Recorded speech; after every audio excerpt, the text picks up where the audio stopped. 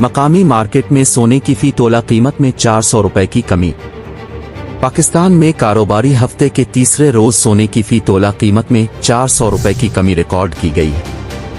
मकामी सर्राफा मार्केटों के मुताबिक सोने की कीमत में मामूली कमी के बाद नई कीमत 2,40,600 रुपए हो गई है। डॉलर की कीमत मजीद गिर गई। स्टॉक मार्केट में मंदी का रुझान। इसी तरह 10 ग्राम सोना भी 343 रुपए सस्ता हो गया, जिसके बाद नई कीमत 2,06,276 रुपए हो गई।